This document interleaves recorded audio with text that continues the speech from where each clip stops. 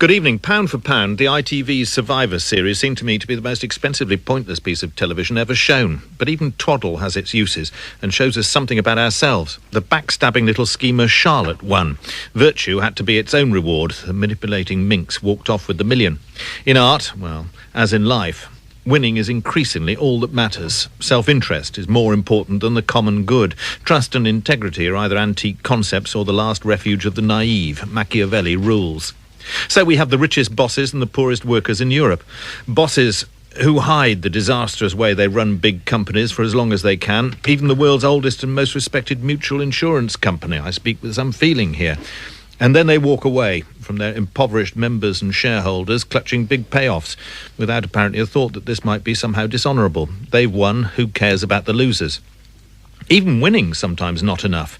The Australian cricket team, who already only have to turn up to wipe out their English opponents in half the allotted time, are now taking lessons from a 5th century Chinese military strategist. It may be as superfluous as a wetsuit in the Sahara, but we live in an age of no quarter for losers, where there's less sportsmanship on a cricket pitch than there was on a medieval battlefield. So, is winning all that matters? And even if you shy away from that idea, is selfish effectiveness better than being a selfless good loser? Our Moral Maze, live this evening. Our panel, the constitutional historian Dr. David Starkey, Claire Fox from the Institute of Ideas, the former judge Gerald Butler, and the author and broadcaster Ted Harrison. Gerald Butler. Greed is good, said the corporate raider in the 1980s film Wall Street, if by that he meant that it's greed that drives those in the successful capitalist economies, then he's right, and so it's always been. Sir Walter Raleigh sought El Dorado. The South Sea bubble made and lost fortunes for many in the upper reaches of society.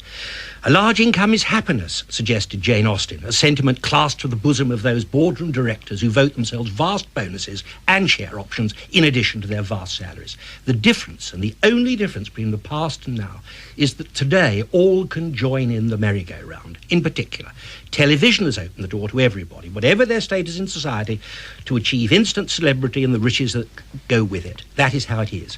But is it good? By which I mean, is it just? I doubt it. But I do not know how matters can be changed for the better. Claire Fox. I actually dispute the idea that winning at all costs is fashionable. I think that if you want to look at what's fashionable today, the new virtue is that we've all got to be losers, and that if you express a rather keen enthusiasm to win, you tend to be demonised as being selfish, as indeed this programme is suggesting, and ruthless and manipulative. I rather liked Charlotte in Survivor, and she won the million, and why not? I would have tried to win too. But Survivor, we shouldn't take reality game shows too seriously, because in most of them, like Big Brother, you'll find that everybody stands around saying, I don't want to win any money, I don't want to do anything. And the reason for this is because we live in a period of moral and cultural relativism that basically says that we're not supposed to want to do better than one another or compete with one another, and I think that's a terrible degradation of human achievement. David Starkey.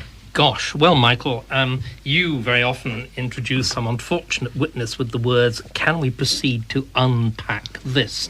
I would like to unpack your quite extraordinary rant, and indeed the two rants which have preceded me. First of all, manipulation and Machiavelli is not new.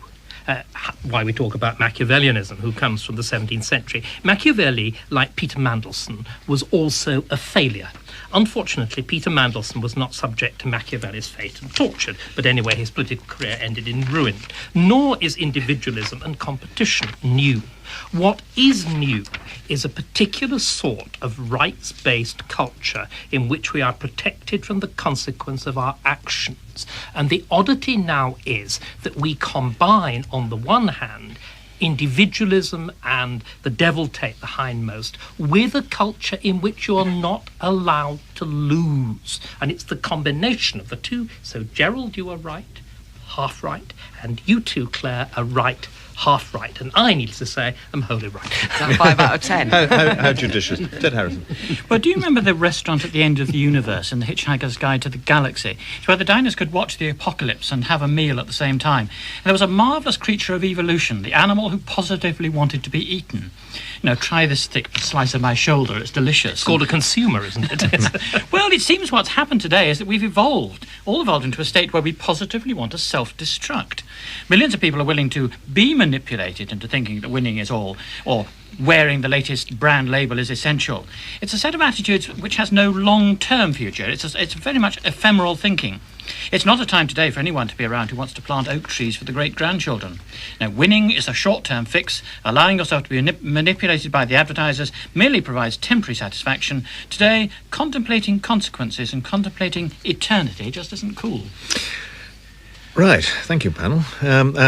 First witness is Patricia Morgan, sociologist and senior research fellow at Civitas, that you may remember as the Institute of Economic Affairs, specialising in family policy. If you go along, Patricia, with this rather lengthy analysis of modern-day selfishness, what do you put it down to? Well, I think the point was raised that there are no external standards, that everybody has to be validated. We mustn't be judgmental about anybody. There's no criteria of right and wrong, and in fact we've got to a stage, I think, where it doesn't apply just to morality, it applies to facts out there in the world.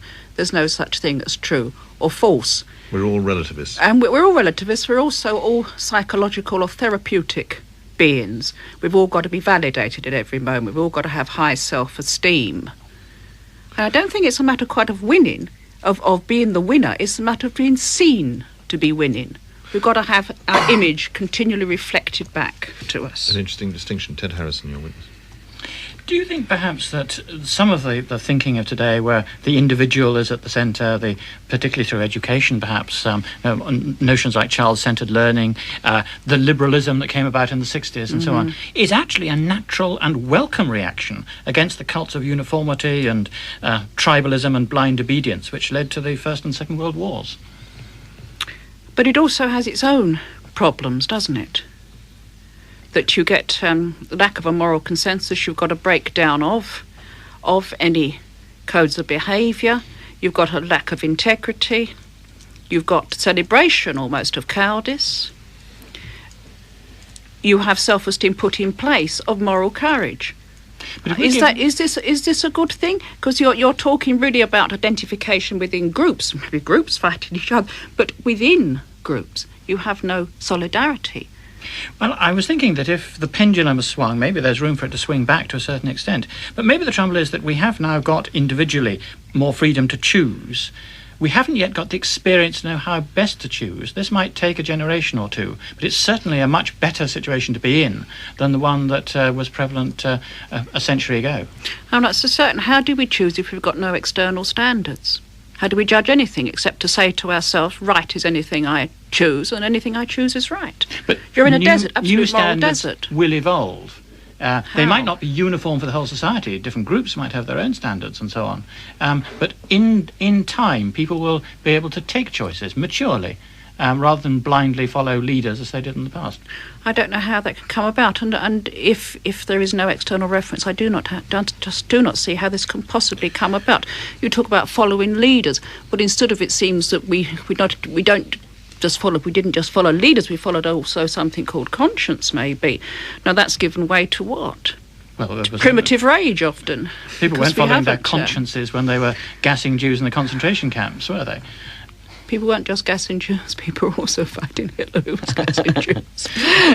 They were led to do that by conscience, but I'm saying lots of people who followed the leader, or conscription, but the people who followed blindly the leader, who didn't take on board their own responsibility, which is what individualism is about, could do the most tremendously horrible things, and their consciences weren't troubled. I wouldn't say, I could say that at the moment people, I think, would be quite willing to do horrible things. I don't think the moralless man is any less disinclined to follow his peers, often more because there is no standards to evaluate the influence of those around you if you got caught up in this. Do you see an element of narcissism it's true. I think it's been called the culture of narcissism, that the only reference is to the self, the only good is individual survival or personal well-being. Claire Fox? Yeah, I was taken with, in fact, what appeared to be almost the opposite of what I'd said, which was that I think that the virtue is that everybody has to lose, and I think you rightly turned it on your head on its head when you said maybe we all have to be winners now. I was reminded of Melanie Phillips's "Almost Have Prizes," which is kind of we all, losing is a virtue, but on the other hand, we all have to be winners regardless of what we've done. But I want to know why you think that's happened. I mean, I'm slightly nervous about your attack on individualism. I mean, to me, what's being lost is individualism. I like individualism, but you seem to be blaming it. I'm not blaming where do you locate individualism. I think there's a difference between individualism and selfishness. Right. Very much a difference. I would, to pick up on things which were said earlier, I do think there's so many historical strands in this. It's very difficult to disentangle them. It's certainly one big injection, I think, came from what roughly could be called the sort of mental health movement, the therapeutic revolution. That, I suppose I mean, my concern was a number of people have said by external standards, and children must be brought up to spontaneously express them with no boundaries. I do think that's a fair point. What I was more thinking about, a lot of people have located this as being to do with the 1960s and the rise of individualism, and they actually blame that. Whereas for me, this is the collapse of individualism, and I don't think you can blame the 60s. I want a bit more individualism. Yeah, strangely enough, I mean, it certainly welled up and was successful in the 60s, but you find the predecessors of this, for example, certainly there was a big outbreak, if you like, in the 1890s, but it was squashed. It didn't have the media and the helping professions and the educational developments of the 60s to spread it. But you have people like Havelock Ellis, which I think he absolutely encapsulates this development by talking about getting rid of all rules and institutions, and in the centre of everything will simply be the self. He's completely trapped in a solipsism. It's a total narcissistic picture. But he somehow expects from this lots of spontaneity and creativity to flow as well. Well, that's impossible. Some did. David Some Starkey? did. I find this the most extraordinary tissue of pious conservatism that I've ever heard. You don't disapprove of individualism, do you? Claire said so. No, I don't disapprove of individual. I mean, in fact, permissiveness, this sort of therapeutic permissiveness, comes particularly in the 90s, comes with collectivism. That somehow the powers out there will take control of everything while we express ourselves. Now we're getting somewhere, but let's just pause. You don't disapprove of individualism. No. Right. You do not either worship authority, do you? Which was the challenge that was being put to you by Ted. Certainly not, no. Right. So therefore, in fact, you approve of the idea of social and individual experimentation. Within certain constraints, yes, but I don't see how this can happen without the setting of external validation and external standards. I.e. authority. Let us then, which seems to be contradictory, let us then pursue your argument and try and pursue it intelligently without this simple wailing of hands and saying what a terrible world we live in. What do all the things that you've been criticising actually have in common? What is the logical position that holds them together? Is it not that you can do things with no consequences? Or with no justification, but with essentially, no validation. Is it not?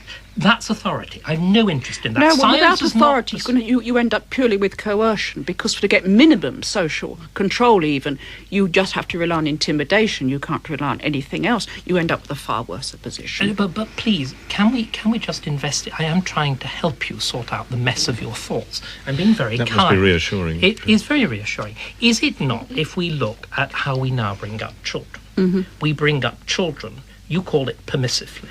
What we say to them is, even if you burn the fire, you burn your hand in the fire, it's somehow not your fault. It's the wicked fire. Or we sue the fire manufacturer, don't we? Mm-hmm. So we deprive actions of consequences. Mm-hmm. What I put to you is, if we have a different sort of world in which actions have consequences, then individualism and social experimentation actually become goods, not ills. In certain contexts, in almost every context. No, I wouldn't say. Well, hang on. Can you let her reply, David? I've been letting her reply. I'm a great believer in letting people hang themselves. So, what is the basis then of these absolute standards? You talk about the consequences of people burning their hands in fire. We also set consequences. Human beings also make consequences because they make the institutions and the societies. But equally, are we In not which doing? Are we not? maybe we're But are we not withdrawing again? from that. Are we not, Patricia? You once were in something called the Institute of Economic Affairs. You should surely be asking the question: why has this happened? And why has society been able to survive? Is it not that we have been so economically successful that we can actually pay the economic bill Oh, for yes. our follies? Oh, yes. Then what's the problem? No answer. What's the problem? If we can afford it, I think is. If we can afford it, I what's can the just say problem? it. May I just ask one? No, I'd hang on like a an second, answer. Joe. But in some instances will become unaffordable. But that's a guess. That's your prophecy. Patricia, can I just ask you a last question? If you see us behaving in a more amoral way, do you think that is not in some sense a result of market forces, or do you see it entirely as changing social attitudes? I think a lot of it's changing social attitudes, but the market is, anyway, not self-sustaining. And the market relies on certain values, standards, which it cannot itself engender, which arise elsewhere, and that is, I think, problematic. Particularly if you inject maybe market standards into those other institutions which should in fact be supporting the market, but end up getting absorbed by the market. Patricia Morgan, thanks very much indeed. Our next witness is Dr. Sean Gabb, who's leading libertarian, leading member of the Libertarian Alliance indeed. Sean, if you're a libertarian, presumably that implies a degree of license to be selfish. Would you accept that A, that we are more selfish than we used to be, and B, that if we are, it's a bad thing? If you mean by selfishness, the pursuit of self-interest, we're no more self-interested now than we're breathing more than we used to. As for... Atmospheric pollution, atmospheric. Thank you, Indeed. David. I think we've heard As enough. for whether self-interest is good, what I would say is that the pursuit of self-interest within a framework of just laws is the only way to promote the public interest. There is no necessary contradiction between self-interest and the public interest. The two go hand in hand.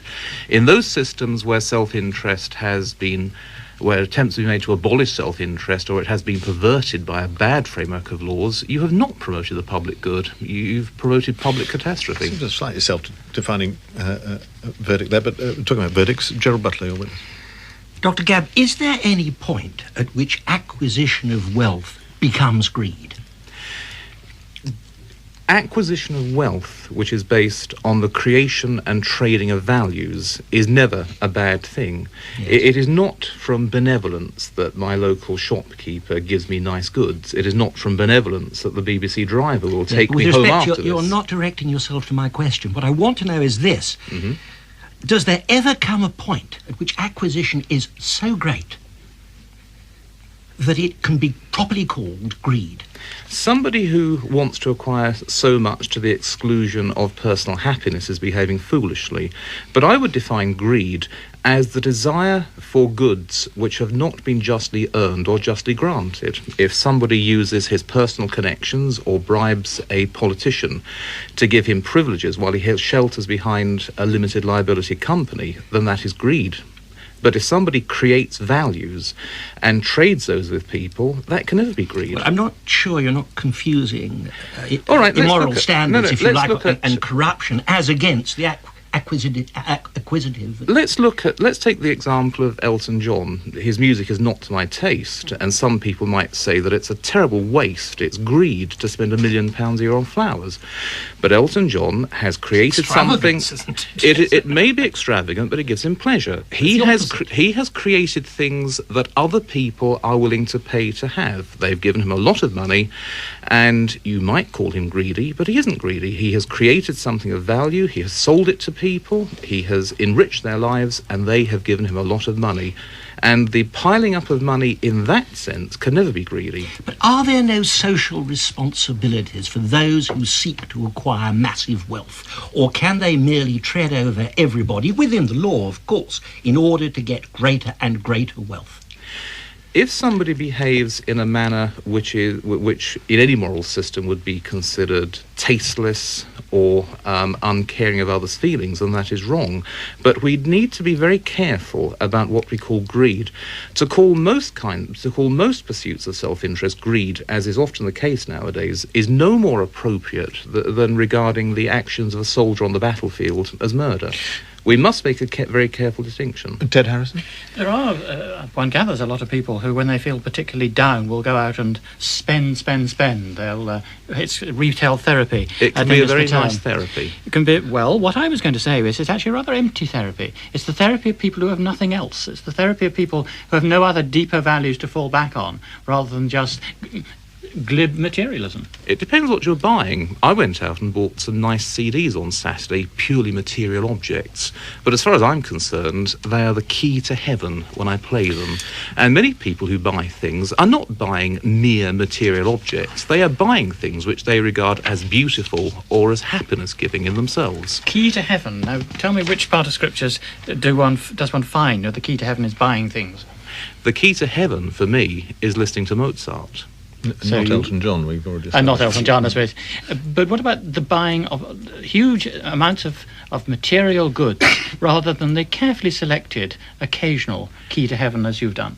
If people waste their money, or rather, if people buy things which they do not really want, they're behaving foolishly. I would never dispute that. Selfishly, because of the way in which society not selfishly, foolishly. But can we move this on? We're sort of stuck with greed here. We're actually interested in winners, in the sort of winning without thought for other people, particularly.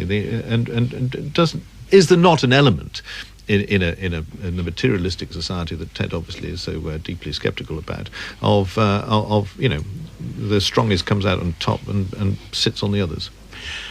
It depends what kind of framework of laws you have. If you have we're talking morality here. We're not talking about necessarily a structure of laws. Morality involves pursuing your self-interest with a reasonable and just regard to the interests of others, and that framework of But morality. what we're suggesting is that self-interest demands kicking other people in the face in certain circumstances, or seems to in certain situations. In certain circumstances, self-interest requires you to pull somebody away from a spar when the ship has gone down, but that is not by any means a normal situation.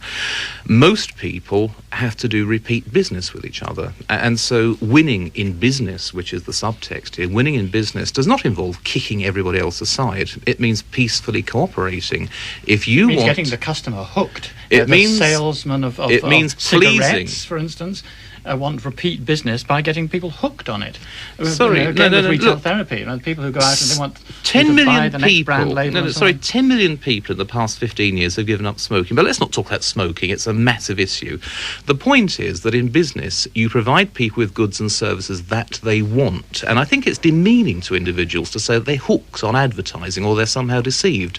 I bought those CDs on Saturday because I wanted them and because they give me pleasure, not because I have somehow been manipulated into buying them. Claire Fox. I have a lot of sympathy with what you say, but there's one thing that makes me very nervous, which is that if all that what is now called selfishness is self-interest, and you locate that within the market, and that everybody who's doing very well is doing well because they've just worked hard, the implication is that everyone who's doing very badly and is poor is somehow not working very hard.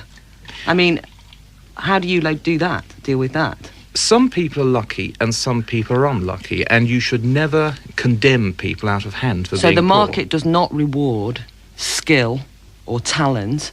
It rewards what? Are you social position, If you're class? asking me for a perfect scheme of things in which everybody will get their just desserts, I'm afraid I can't offer that to you. Okay, well, I'm glad that we're admitting that the market doesn't have perfection. Well, of course it doesn't. No, It's a and human truly not. artifact. Okay, that's Nothing one can thing. be perfect that The other thing that I was interested in when Ted was talking to you about retail therapy, he adopted a certain tone of voice, which I'm sure you've heard before.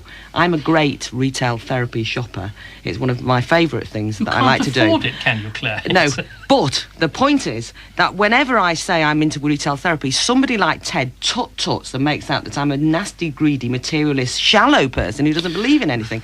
I just wondered why you think why you think it is that acquiring things has got such a bad reputation at the moment. What's wrong with wanting things? Why is that happening? Partly because poor, ordinary people can now acquire so many nice things that once they couldn't have. And there is a natural reaction among intellectual elites to scorn things that the masses want. You see this in classical Greece, and you see it today. You know, mere possessions, mere CDs, mere cars, The aristocratic mere clothes. sneer. Yes. But Yes. there's now a limit to what can be produced and a limit to the infill sites to put all the wrapping. But where does There's no the limit to caring what I can shop society fit and into buy. all this? What about nurses, for example? How do they fit into your scheme of things? They want to shop for Well, more things, they hang just on, don't let get him paid enough. I think I'd agree with Claire. Nurses want to shop for things. Now, of course, we're coming into the matter of whether the National Health Service is set up as best it could be. And the answer is no, it isn't. It doesn't seem to be working, does it? But caring is something which is made possible by increasing levels of wealth. The more money people have, the more they give. Sean Cab, I'll stop you at that particular point and leave those words hanging in the air. Thanks very much indeed. Last witness is Dr. Eric Sigman, who's a fairly celebrated leading psychologist and biologist who's published lots of scientific papers on subjects around this particular area. You're an American, aren't you, Eric? Yes. You're right. Well, at least we can get an international perspective on this. Selfish individualism is not necessarily a particularly or exclusively a British quality, but do you think it has special causes or special manifestations here? I think it has special manifestations here. We don't have a lot of time, but I think it'll suffice to say that it takes place in a very different context, the kind of American individualism, and I have no objection to it before anybody takes a chunk out of me, but I simply observe the consequences of a country which was an aristocracy suddenly embracing rampant pseudo-meritocracy, and the void filled by what's happened, the attempt at making this a more classless society, ending up with a culture of entitlement, which I think several of the panel members discussed before. And it doesn't produce the same kind of individual endeavor that one observes in North America. It's a rather different type.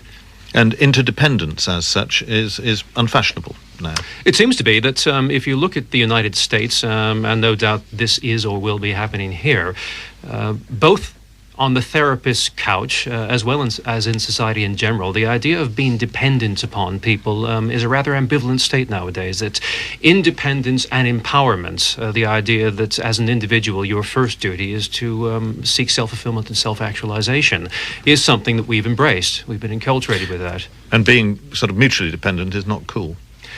To be openly mutually dependent on the whole isn't. It isn't something which the media seems to be projecting, and there are consequences to that which we're now seeing in both countries.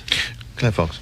We've heard from one of our earlier witnesses that we live in a more narcissistic age, and it seems that the kind of self-centeredness that you're talking about is actually not very individualistic. I mean, in order to fulfill oneself these days, one tends to want to go to the psychologist. As you just made the point, you're kind of trying to get yourself affirmed all the time, but it's usually from somebody else, which makes you surely more dependent, not more individual and robust.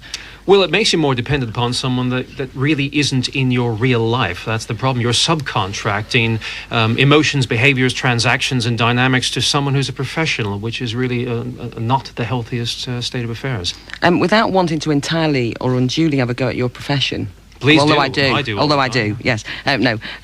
One of the things that often comes out in terms of a discussion about selfishness and this kind of thing is a psychologizing of people's motives for behaviour, which I don't think is very helpful. I mean, maybe you'd like to explain it, but surely there are reasons, good material reasons why things happen.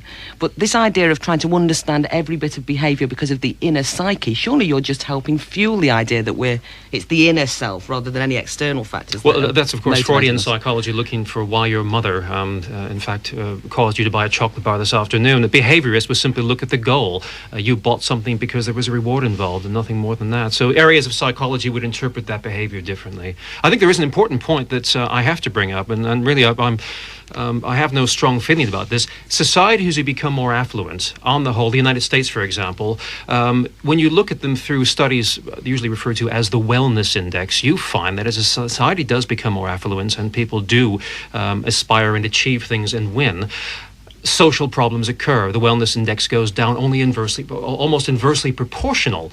Now, that doesn't mean that individualism per se is wrong and a problem, but the way it seems to be executed in the Western world at the moment causes those people who are not winners to do things to themselves and to others, which cause death. America is now the Prozac capital of the world, and they're rather handy with handguns as well. There are problems with the ubiquitousness of seeing people win for its own sake. Winning and achieving and being number one is important as a survival mechanism. Now it's become an end in itself. It's a form of entertainment. And unlike previous generations, the television can bring that into one's sitting room and rub it in one's face. David Starkey. Can we, again using Michael's favourite phrase, try to unpack? You began with a potted history of Britain in which you seem to blame Thatcher. Hear me mention Mrs. Thatcher at all. No, Thatcherian individualism and a new sort of egalitarian society, which is conventionally attributed to Thatcher. Presumably, you don't disapprove of individualism. I don't disapprove of individualism, but you must understand my interpretation is very different. Individualism can never occur in isolation. Individualism has to occur in the context of being responsible for the welfare of others to some extent and being connected to others. So I don't see this as an argument between individualism versus collective feeling and thinking. But as a good American, you would on the whole accept a kind of Lockean view of individuals in competition with each other in a strict system of law and rights and contract. I'm actually a bad American, but I do have. Yes, that's why you're here. Precisely.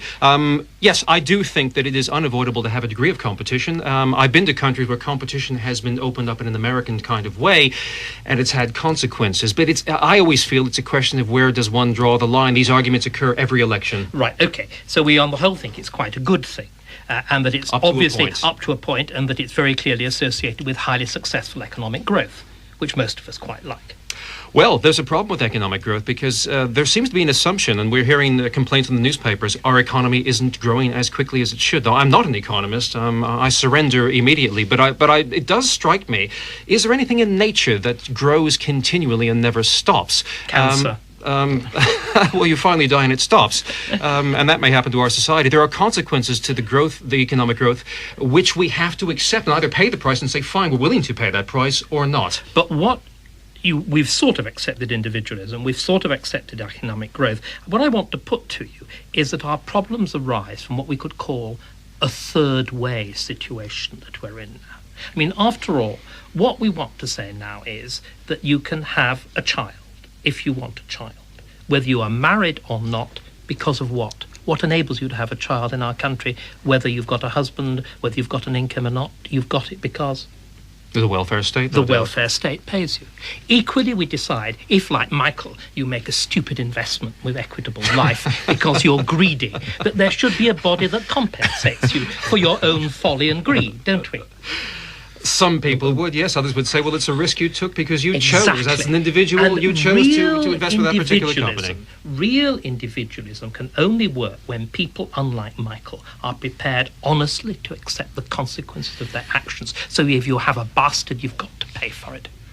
Well, there is a problem with rights and responsibilities, irrespective of how Mr. Burke invested his money.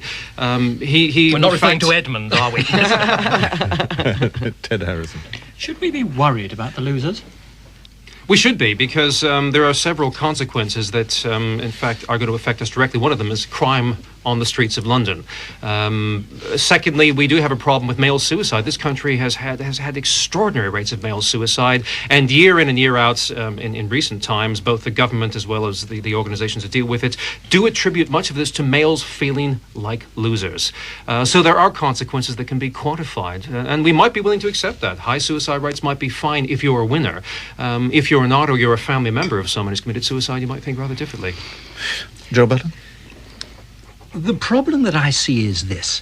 You've agreed, and I think you're right, that the pursuit of victory, the pursuit of wealth, is something that's essential in a democratic society that seeks to grow and seeks material good. Indeed. You've done it in the States, it's happening here.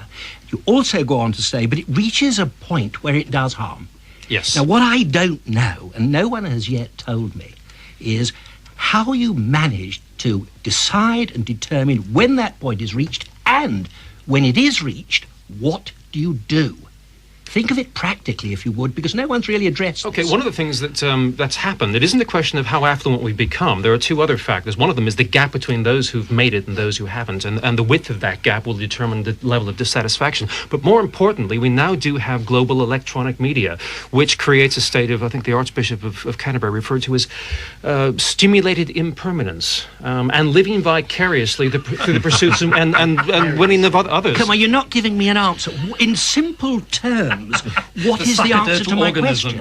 Because no one has given it. Unlike other eras we've lived in, the public en masse are now receiving electronic images which appear to be real for all intents and purposes, which heighten the emotions that would not have been stimulated in that way even 10 or 15 years ago. Electronic media has changed everything, and it's heightened that sense of dissatisfaction. Doesn't that just make them more controllable? I think he's joking. I think he must be joking. Isn't that why, on the whole, there are not serious revolutions?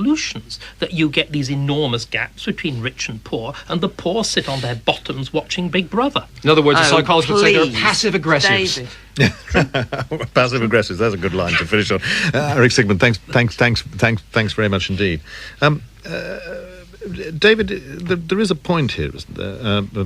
Eric Sigmund was talking about the wellness index, which sounds a delightful prospect, but whether this is how people feel about it or their actual physical states, this glorious society of winners, materially enriched, perhaps, doesn't seem to be making us any happier. Michael, once upon a time, we used to say that what was essential about being human was divine discontent. The reason why we progress, why we change, why we get richer, why, unlike Ted, we actually do more interesting things with our minds now in the late 20th, beginning of the 21st century than we've ever done, is because of discontent. If you want happiness, we'd have never advanced from being an amoeba. I was interested in your point, which actually came out a couple of times. Your point was that we aren't winners. We aren't focusing on winning. We all go around saying we'd like to be losers, or losing is somehow elevated into a desirable state. Is it possible the two things actually coexist? Well, actually, I've changed my position, which is unknown. Absolutely. Because I actually You'll be framed and put on You the agree wall. with me, don't you? No, certainly not. I actually think explain. that what has happened, actually, I think I've got it slightly wrong, which is that everybody is now going to be a winner in this way that we aren't prepared to make a judgment and say this person is better than that person. And you get and what that means, which does agree with David, is that people are given reward for what? Nothing, being themselves. And there's nothing more patronising or vacuous or empty than to hand somebody a prize and say, darling, you've won, when they've done nothing. At least Charlotte won. At least Charlotte won Survivor, as it were. The real problem is irony the third way society. Yes, the irony, therefore, is what's the very important question was happening. What happens to the losers? If we're teaching our children, for example, that everybody should fail, everybody should pass and no one should fail, and they're all getting prizes and they're all getting rewarded, then what happens is when you actually do fail in something, you can't cope. You sue. Yes, but actually you have a diminished idea that you can't cope, which is why people are more likely to be depressed about it, instead of thinking, I need to improve and do something about it, external measures. Haven't we got to accept that those people who do lose have still got to be reassured that they're loved? The child who comes third in the sack race at the school, mummy comes up afterwards and gives him or her a big hug, and the child knows that he's still loved even though he hasn't won the race.